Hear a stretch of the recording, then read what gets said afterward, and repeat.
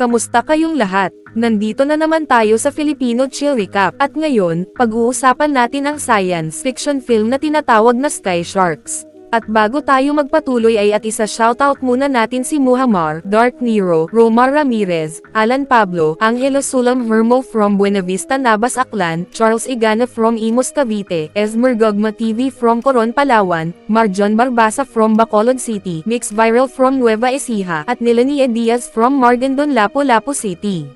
Maghanda na kayo dahil sa mga spoilers na darating. Sa himpapawid ng Russia, isang commercial airline ang bumabagtas sa ulap habang papalubog ang araw. Habang abala ang mga pasahero sa kani-kanilang walang kwentang libangan, may isang Hapon na parang galing Mortal Kombat na hindi makontrol ang kalasinggan niya. Pilit pa niyang nilalandi ang flight attendant pero agad siyang binara dahil nakakairita siyang parang lamok. Ang hindi nila alam, malapit nang matapos ang payapa nilang biyahe. Habang patuloy sa paglipad ang mga piloto, napansin nilang may mga kakaibang bagay na sumusunod sa kanila. Ilang saglit lang, lumabas ang katotohanan, isang grupo ng mga humanoid na nakasakay sa mga lumilipad na peteng. Sinundan nila ang eroplano at agad na nagpaputok ng missile na tumama mismo sa katawan ng sasakyang panghimpapawid. Mabilis na nakasampa ang mga kalaban sa eroplanong komersyal at pinuputol ang pader sa labas hanggang sa makapasok sila. Sinubukan pa ng mga piloto na umiwas, pero bigla silang sinalubong ng isang halimaw na lumilipad. Lumindol ang buong eroplano sa lakas ng pagkakabanga, dahilan para magpanik ang lahat ng pasahero. Pero mas lalo silang natulala nang lumabas ang isang dambuhalang sundalong zombie na walang habas na pumapatay ng tao. Hindi pa doon natapos ang bangungot. Sinimulan ng mga lumilipad na peteng na kagatin at lapain ang mga pasahero. Samantala, tumalon papasok ang kapitan ng kalaban, isang babaeng zombie na laking gulat ng lahat dahil sa nakakatakot niyang itsura at zombified na katawan. Bago pa makabawi ang mga kalalakihan na nalito kung matatakot o may excite, pinaghihiwalay na sila ng babaeng halimaw habang bumabagsak na pakaladkad ang buong eroplano. Tumalon palabas ang babaeng zombie bago tuluyang bumangga ang sasakyan at sumabog. Makaraan ang ilang sandali sa lungsod ng New York, isang babae na ang pangalan ay Angelique ang minamaneho ang mamahaling sports car na malinaw na galing sa kanyang sugar daddy. Papunta siya sa headquarters ng Richter Technology. Doon, nalaman natin na siya pala ay anak ng may-ari ng kumpanya na si Richter, na nananatiling buhay lampas sa normal na buhay ng tao dahil sa serum na imbento ng sarili niyang kumpanya. Agad silang nakatanggap ng balita tungkol sa pag-atake sa eroplanong pagmamay-ari nila. Nagpa siya si Richter na magpadala ng team para imbestigahan ang insidente. Nakakita sila ng kaina-hinalang warship malapit sa crash site, kaya ipinadala niya ang isa pa niyang anak na si Diablo kasama ng isang lokal na gabay para siyasatin ito. Hindi nila alam, may isang magkasintahan na nauna nang pumasok sa higanteng warship at abala sa kanilang intense bedtime exercise. Bigla na lang umatake ang isang Nazi zombie mula sa likod at pinatay ang lalaki. Swerte namang nataman ng babae ang halimaw gamit ang baril at nakatakas siya. Pero hindi siya nakalayo, dahil inabutan siya ng mas maraming kalaban at kinaladkad siya habang sumisigaw. Dinala siya sa isang malaking silid at isinabot ng patiwarik sa ibabaw ng feeding tank. Isa-isang lumundag ang mga peteng mula sa tubig at nilapa siya hanggang mamatay. Samantala, dumating na si Diablo at ang kasama niya sa lugar. Nanlaki ang mata niya sa laki ng warship na nasa harapan nila. Pagdating sa ilalim ng istruktura, nagpa siyang pumasok ng mag-isa para makapagtago at makalusot sa loob. Maingat siyang nakapasok at nagulat sa dami ng mga kagamitang pandigma mula pa sa Second World War, senyales na matagal nang nakatago ang barkong iyon. Di nagtagal, nakarating siya sa isang malaking pasukan at doon nakita ang nakakagulat na tanawin, ang Nazi symbol kasama ng napakaraming sundalo na nakasabit sa kisame. Ipinadala niya agad ang mga larawan sa kanyang ama, pero hindi niya alam na unti-unti nang nagigising ang mga sundalo dahil tinuturukan sila ng misteryosong likido sa likod. Sa kabila ng panganib, nagpatuloy si Diablo pero bigla siyang inatake mula sa likuran ng mga sundalong zombie. Mabilis na nakalaban si Diablo. Naigupo niya ang mga sundalong zombie at napatay ang ilan sa sahig. Pero hindi niya alam na mas marami pang sundalo ang pabalik na sa sikreto nilang base. Dumating ang mga kalaban sakay ng kanilang mga mutated na peteng, at sa pagmamadali ni Diablo ay napasok din siya sa lugar. Bigla siyang inambush ng kapitan ng kalaban at tinurukan ng misteryo misteryosong likido. Nakakagulat, pinatawad ng sundalong zombie ang buhay niya at pinayagan siyang makatakas. Tumalon si Diablo mula sa dambuhalang barko at halos kumapit na lang sa gilid ng bangin. Pero agad niyang napansin na mas marami pang lumilipad na peteng ang papunta na sa mga kalapit na syudad, habang ang base ng mga kalaban ay biglang naglaho sa ilalim ng nagyayelong lupa. Ilang oras ang lumipas, nakabalik si Diablo sa kanyang ama na halos walang pinsala. Pero nagsimulang magduda ang babae na may kinalaman si Richter sa mga kalaban, dahil kapansin-pansin na magkahawig ang mga serum na gamit ng mga Nazi zombie at ng kanilang sariling kumpanya. Mas masama pa, unti-unti niyang naramdaman na may kakaiba sa kanyang katawan. Ang kemikal na itinurok sa dugo niya ay nagsimulang baguhin ang kanyang pisyolohiya sa isang nakakatakot na anyo. Napasigaw siya sa matinding sakit at bumagsak sa sahig dahil sa sobrang pagod. Nang makabawi siya ng ulirat, bumalik siya sa kanyang ama at mariing tinanong ang katotohanan sa likod ng mga misteryosong eksperimento. Wala nang nagawa si Richter kundi aminin ang lahat ng sikreto. Nabunyag na si Richter ay minsang nagtrabaho para sa Germany noong Second World War, at isa sa mga kasamahan niya na si Dr. Hans ang nanguna sa isang lihim na eksperimento para pabagsakin ang Allied Forces. Naniniwala ang baliw na siyentipiko na iyon lang ang tanging paraan para manalo ang kanilang bansa, lalo na tuloy-tuloy silang natatalo sa mga labanan. Habang nagtutulungan sina Hans at Richter, nakagawa sila ng kemikal na tinawag na K7B, isang serum na kayang gawing halimaw ang mga sundalo, bigyan sila ng kakayahang mabilis maghilom at humaba ang buhay. Maaari rin itong gawing singaw sa hangin para mas mapalawak ang epekto, na nagbubuhay muli sa mga patay na sundalo para maging dagdag na lakas ng Nazi Empire. Hindi lang iyon, dinisenyo rin ni Hans ang isang hukbo ng mga biomechanical sharks na kayang lumipad para wasakin ang Air Force ng kanilang kalaban at tuluyang mapanalunan ang digmaan. Pero hindi nila inasahan ang sobrang bilis ng pagbagsak ng kanilang hukbo. Bago pa matapos ang paggawa ng mga zombie soldiers, nakapasok na ang Allied Forces sa kanilang bansa at walang tigil sa pambobomba. Walang nagawa si Dr. Hans kundi tumakas mula sa Germany. Samantala, tumangging tumakbo si Richter dahil ayaw niyang maging duwag na deserter. Sa gitna ng pagtatalo, binaril siya ni Hans sa dibdib. Swerte na lang at nailigtas niya ang sarili gamit ang serum na siya mismo ang nakatuklas. Habang si Hans naman ay nagpatuloy sa pagtakas kasama ang iba pang tumalikod sa kanilang bayan, sabay naghasik ng lagim gamit ang kanilang mga armas. Kalaunan, nagwagi ang Allied Forces sa Second World War at sinimulang parusahan ang mga Nazi dahil sa kanilang mga kasalanan laban sa sangkatauhan. Pero imbes na maparusahan tulad ng ibang kasamahan niya, inialok ni Richter sa kanyang mga bihag ang sikreto ng kanyang eksperimento kapalit ng bagong simula. Dahil dito, nagamit niya ang kanyang kaalaman para maitayo ang isa sa pinakamalaking technology companies sa mundo. Nang malaman ng magkapatid ang madilim na nakaraan ng kanilang ama bilang isang war criminal, labis silang nadismaya at nadiri. Pero hindi nila alam na ang bunga ng ginawa ni Richter ay nagsimula ng umatake sa iba't ibang bansa. Naghasik ito ng matinding kaguluhan sa buong mundo, habang pinapatay ng mga undead soldiers at lumilipad na peteng ang mga tao. Pinilit ng mga militar na lumaban, pero hindi nila mapabagsak ang mga kalaban dahil sa cloak ang ability ng mga lumilipad na halimaw. Dahil wala ng ibang paraan, nagpasya si Richter na makipagtulungan sa kanyang mga anak. Tinawagan niya ang lahat ng koneksyon niya sa militar mula sa iba't ibang bansa, umaasang makakabuo sila ng plano para talunin ang nakakatakot na mga kalaban. Pero sa halip na makahanap ng solusyon, mas masamang balita pa ang natanggap ni Richter mula sa kanyang mga kakampi sa iba't ibang panig ng mundo. Lubos na nalalamangan ng mutated Nazi army ang mga puwersa ng militar. Mas malala pa, patuloy pa rin ang breeding program ng mga kalaban, gumagawa sila ng mas maraming lumilipad na peteng at zombie soldiers. Ibig sabihin, kailangan silang mapigilan agad bago pa lumala ang lahat. Sa kabutihang palad, bago tuluyang mawala ang pag-asa, nakaisip ng plano ang mga Japanese scientists. Iminungkahi nila ang paggamit ng high-energy sonar pulse para ma-disable ang invisibility ng mga lumilipad na peteng. Pero may kapalit ito, kailangang ipatigil muna ang lahat ng flight sa buong mundo, at gagamit ng isang civilian airplane bilang plane malapit sa headquarter ng mga kalaban para mahayla palabas ang mga natitirang halimaw. Mabilis na nakakuha ang military squadron ng sonar weapon mula sa mga Hapon, habang binigyan naman ni Richter si Angelique ng suppressant laban sa Nazi serum kung sakaling tuluyang lamunin ng mutasayon ang katawan ni Diablo. Samantala, sa isang paliparan, nainip na ang mga pasahero dahil bigla na lang nakansela ang kanilang mga flight. Walang nakakaalala sa panganib ng mga lumilipad na peteng na winawasak ang kanilang syudad. Pero laking gulat nila nang biglang ma-reinstate ang kanilang flight na parang milagro. Tuwa silang lahat at dali-daling sumakay sa eroplano, hindi alam na gagawin silang pagkain ng mga halimaw. Umalis ang eroplano na parang higanteng lunchbox na lumilipad, habang ang mga Nazi zombies ay nagsimula na ring magpalipad mula sa base at agad nag-invisible para manghuli ng tao. Nakita ito ng military commanders at agad silang nagpadala ng mga aircraft papunta sa direksyon ng kaaway, habang ang mga sundalo ay naghanda para sa laban ng kanilang buhay. Pero si Diablo, kitang-kita na hirap sa epekto ng serum sa kanyang katawan. Habang lumilipad ang commercial airplane sa kalangitan, walang kaalam-alam ang mga pasahero sa panganib na parating. Lalong tumindi ang kabaliwan ng dalawang pasahero ang palihim na pumasok sa restroom ng eroplano para mag-bedtime exercise, at narinig pa ng buong cabin ang matitinis nilang ungol. Ang hindi nila alam, nandyan na ang mga lumilipad na peteng.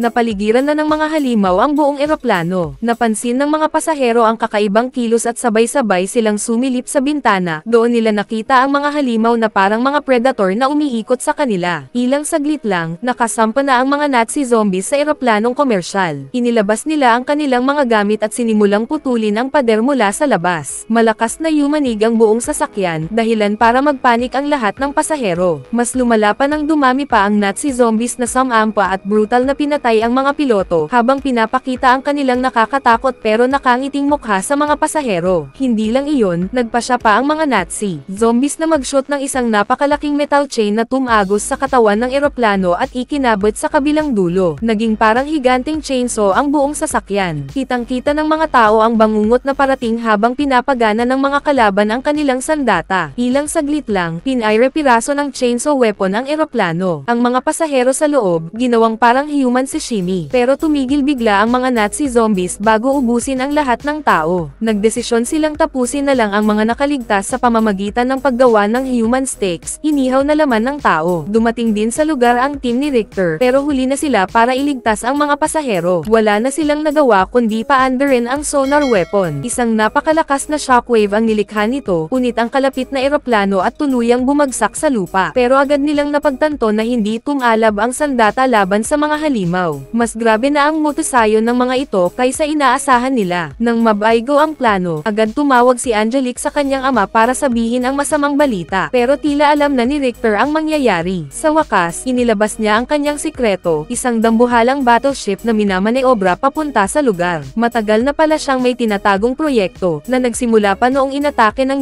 US government ang Vietnam noong 1960s. Dahil sa hirap na makapanalo sa digmaan sa banyagang lupa, nagpasya ang US na bumuo ng sarili nilang Super Soldier Program. Ang plano, buhayin muli ang mga nasawing sundalo gamit ang K-7B, at kontrolin sila ng malayuan ng mga military personnel. Sinimulan ng mga Amerikano ang eksperimento sa pamamagitan ng pagbaril at pagpatay ng maraming kalabang sundalo sa mismong lugar, bago sila wisikan ng Nazi serum, umaasang aatakehin ng mga ito ang base militar ng mga Vietnamese. Hindi nagtagal, nagsimulang mag-mutate ang mga bangkay at naging mga zombie ang mga ito. Pero imbes na lusubin ang kalaban, ang mga halimaw ay umatake mismo sa kampo ng mga Amerikano at nagdulot ng matinding pinsala. Napilitan ang mga sundalong Amerikano na lumaban gamit ang lahat ng kanilang armas, pero halatang dehado sila dahil halos hindi mapatay ang mga bangkay na nabuhay muli. Dahil dito, nagpasya ang mga siyentista na pakawalan ang kanilang pinakabagong super soldier na si Damian, na kontrolado ng militar sa malayo. Mabilis na sumabak si Damian sa labanan at nakalusot agad sa bakod na parang galit na halimaw. Pero hindi nila inaasahan na ang adrenaline mula sa kanyang host na tao ay nagdulot ng malfunction sa sistema. Binunot ng halimaw ang receiver sa kanyang ulo, dahilan para umatake ito sa magkabilang panig, mga kakampi at kalaban, na nagresulta sa matinding pagkalugi ng militar. Sa gitna ng trahedya, natuklasan ni Richter kung paano kontrolin ang mga susunod na paksa gamit ang nanotechnology. Plano niyang pakawalan ang pinakamalakas niyang bioweapon at siya mismo ang magkokontrol dito gamit ang chip na nakakabit sa kanyang utak. Habang ikinokonekta ni Richter ang sarili sa higanteng halimaw, biglang nagbago ang sitwasyon. Si Diablo, na tuluyan ng binago ng Nazi serum, ay nagtaksil sa kanyang mga kasama at binuksan ang pinto ng eroplano para makapasok ang mga Nazi zombies. Agad namang nilusob ng mga undead ang sasakyang panghimpapawid at kahit pilit lumaban ang mga sundalo, mabilis silang natalo ng mga halimaw. Mas lalo pang lumala ang sitwasyon nang tuluyang kumampi si Diablo sa kalaban at tinutukan pa ng baril ang sariling kapatid. Buti na lang, mabilis na nakagalaw si Angelique at naitabig ang baril bago maiturok ang antidote sa leeg ng kapatid. Unti-unting nanag ang suppressant at bumalik si Diablo sa normal. Ngunit hindi pa tapos ang laban, dahil inaatake pa rin ang eroplano ng mga lumilipad na peteng. Bago pa sila mapuruhan, isang dambuhalang shark monster ang biglang sumulpot at nilapa ang kalaban mula mula sa likuran.